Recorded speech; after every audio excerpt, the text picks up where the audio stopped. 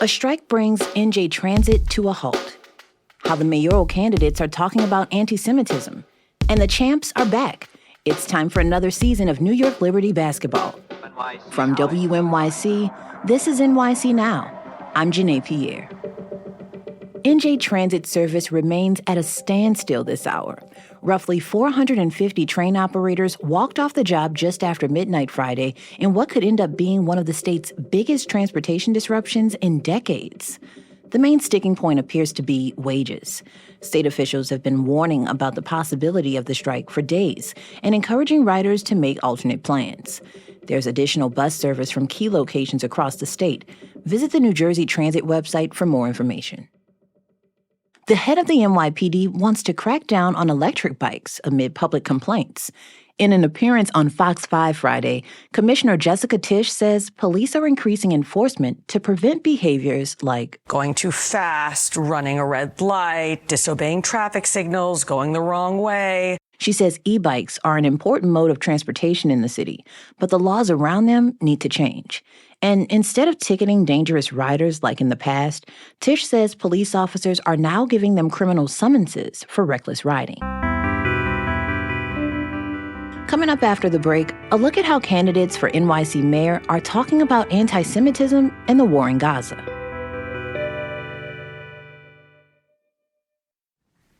WNYC.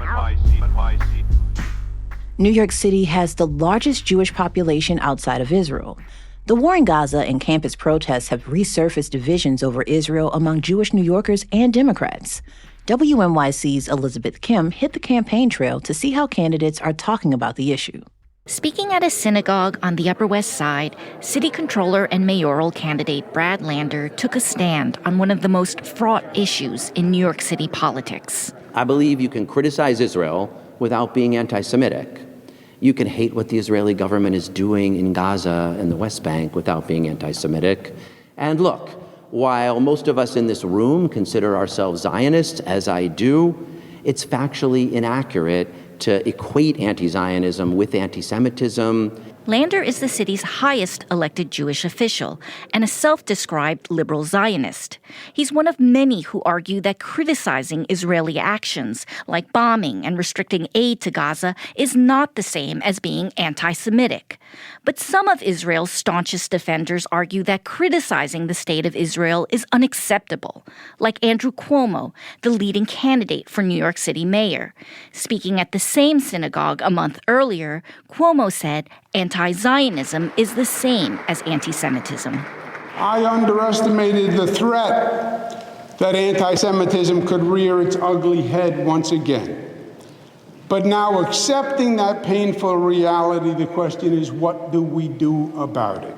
Some say Cuomo is being disingenuous. Lander has accused Cuomo of weaponizing anti-Semitism for political gain. Their remarks are the latest sign of how Israel is shaping the mayoral election. Cuomo says he wants tougher penalties for anti-Semitic hate crimes. Mayor Eric Adams, who's skipping the primary, recently created a new office to combat anti-Semitism. He's planning to run on 2 independent ballot lines in November, one of which is called End Anti-Semitism. The debate on the campaign trail reflects a long-standing tension within the city's Jewish community. Felisa Wisdom is the head of New York Jewish Agenda, a progressive organization that advocates for Jewish New Yorkers. There is a feeling that criticizing Israel as a Jewish American or a Jewish organization is not standing with it. And there's so much critique coming from outside that our responsibility is to just fully stand with it. And then there are Jews who feel like supporting and caring about Israel as the Jewish state means holding it to its highest founding values, and that speaking about that is okay and, in fact, important and patriotic. These divisions have deepened since the October 7th attacks by Hamas militants and pro-Palestinian protests at Columbia University and other campuses. Jewish New Yorkers are having these discussions at the dinner table with family, friends, and neighbors. At a park in Park Slope, I come across 2 Jewish residents on opposing sides of the issue. 52-year-old David Goodman says anti-Zionism and anti-Semitism are deeply intertwined. I'm Israeli and American and New Yorker, and Israel may not be perfect.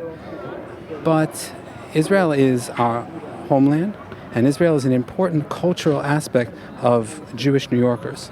And to reject Israel and to reject Zionism is to reject Jews. The city's ranked choice primary means voters can choose up to 5 candidates, but Goodman tells me he's leaving Lander off his ballot. Instead, he plans to rank Cuomo along with Whitney Tilson, a former hedge fund manager, and Scott Stringer, the former city controller. 78-year-old Susie Hoffman is wearing a button that says resist the Trump agenda. She insists supporting Palestinians and criticizing Israel is not anti-Semitic. It's being hijacked in this campaign and used in a way that doesn't really reflect a true concern about anti-Semitism, but that is really just being used to shut down certain voices and to gain the support of others, and I'm very angry about that. She tells me she's going to rank both Lander and Zohran Mamdani, another progressive in the race who's been critical of Israel. Hoffman is at the park for an event with Mamdani. I ask him about the issue. Do you feel additional pressure as a Muslim candidate to sort of make the case to Jewish New Yorkers that you too can protect them if you become mayor? I see an opportunity to speak to every New Yorker across the city, because ultimately the safety that Jewish New Yorkers and Muslim New Yorkers want in their lives is a unifying desire for every New Yorker.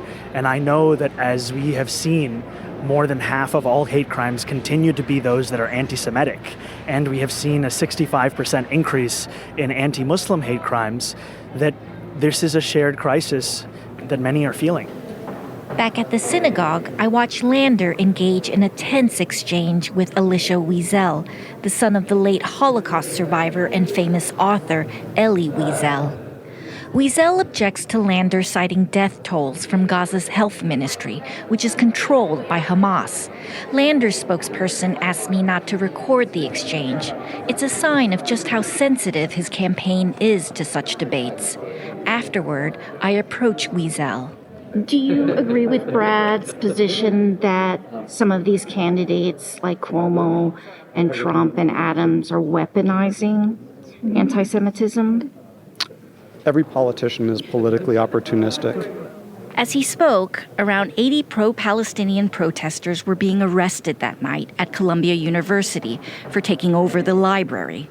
It was a reminder that as the war continues, the issue isn't going away anytime soon in New York City. That's WNYC's Elizabeth Kim.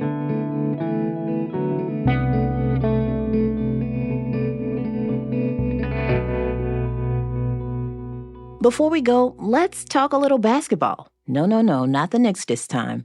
The New York Liberty opened their 2025 WNBA season this weekend. And for the first time in franchise history, they're doing it as defending champions. They faced the Las Vegas Aces on Saturday at Barclays Center. It's an early test against one of the league's top teams, and a chance for the Liberty to show if they're primed for a repeat.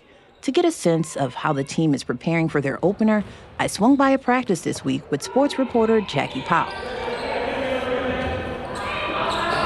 The Liberty play this Saturday against the Las Vegas Aces. I'm sure that whole team has a chip on their shoulder. Jackie, what are you looking for in this first game? I'm going to be looking for their defensive intensity and effort, because that was something that was a little concerning in the 2 preseason games. Those 1% plays, are they getting on the glass? Are they going for those 50-50 balls? That's something I'm going to be really paying attention to. Another focus heading into Saturday is star forward Breanna Stewart, who had knee surgery during the offseason. She did look strong. She wasn't practicing scared. She wasn't practicing like she just had a surgery. Coach Sandy Brondello says Stewart is fully cleared. They're just being intentional with her minutes. There's no restrictions on her in that regard. It's just being smart, and we want to win a game. The team is still stacked with talent, with players like Sabrina Ionescu and Leonie Febish. Plus, there's the key addition of guard Natasha Cloud, and of course, Finals MVP center Jonquel Jones, who says the team will have a slightly different feel this year. The biggest change right now, I think it's just we're more 5 out, just more spacing, and I think it's just a little bit less traditional than we normally were, and less traditional than basketball normally is, with like 2 post players being inside. New offense, same goal, to win another championship. The Liberty take on the Aces at 1 p.m. Saturday at Barclays Center. And to hear my full interview with sports reporter Jackie Powell, be sure to check out our feed tomorrow. Okay, we lied. We gotta talk about the Knicks, who will try to close out the Boston Celtics at home Friday night in Game 6.